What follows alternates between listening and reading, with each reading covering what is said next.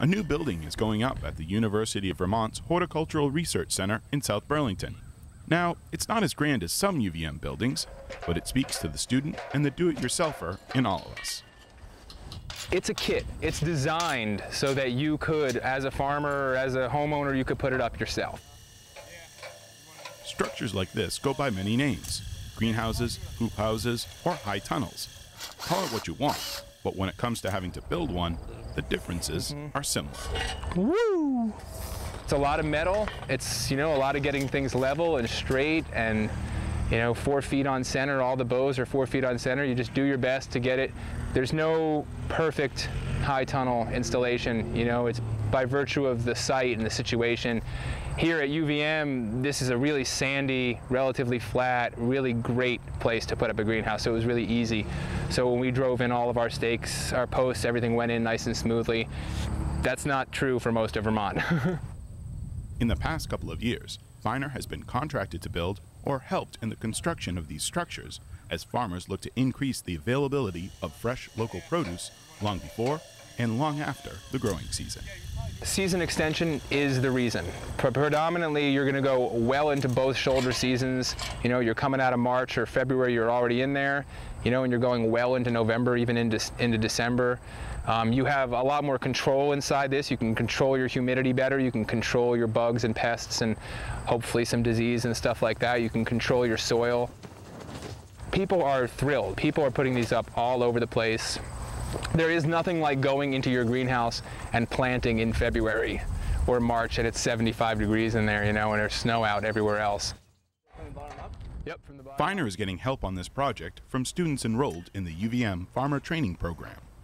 For 6 intensive months, these aspiring farmers receive a hands-on, skill-based education in sustainable agriculture. No experience needed.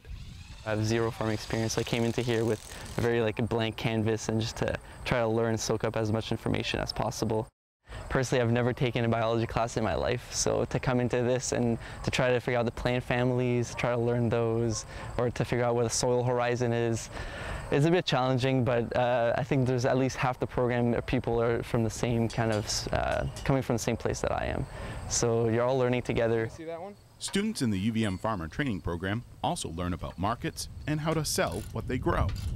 Oftentimes, it's the intangibles of the learning process that make the difference, like, say, helping out to build a greenhouse. You're learning what an impact driver is. You're learning how to use those things. You're learning what a tech screw is and how it works. When you're farming, you're always working on different things. So there's, of course, the aspect of growing plants and vegetables. That's a big part of it. However, when, let's say, your tractor breaks down, and if you could diagnose the problem and fix it yourself, then you just saved yourself $50, $100, $200 and a whole lot of time and delay with your your schedule. Oh, yeah. By virtue of wanting to become a farmer, you end up becoming a carpenter and a mechanic and a plumber and everything else. So you'll have to know these things. They'll just come up. You're going to need to fix this. You're going to need to put up a fence. You're going to need to, repair your tractor. 45 3/4. I've worked on a lot of different farms, and every farmer I know just ends up knowing these things. If you add big infrastructure projects like hoop houses, you have to learn all that. A lot of it is straight up plumbing. A lot of it is straight up carpentry. Every farm I work on, they're learning how to do lumber work. They're cutting with chainsaws. They're taking down trees. They're, aside from doing just seeding and planting and fertilization and When it comes time to cover a structure like this, it takes more than Finer and a couple of students. A very big piece of plastic. It's a humongous sheet of plastic. In this case, it's 2 sheets of plastic. Each single sheet of plastic is 85 feet in length.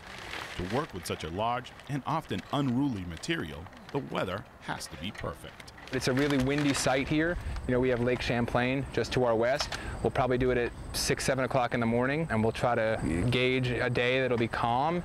And we'll come and we'll pull it over relatively quickly, and we'll lock it into place, and we'll pull it a little tighter and lock it into place, and pull it a little tighter and lock it into place. We get that first sheet pretty much squared and tied down where we want it, and immediately we'll come over with the second one, which will slide a little easier, right over the top. This project is an out-of-the-box approach that helps teach the next generation what it means when someone says, "I'm a farmer." In South Burlington, I'm Keith Silva with Across the Fence.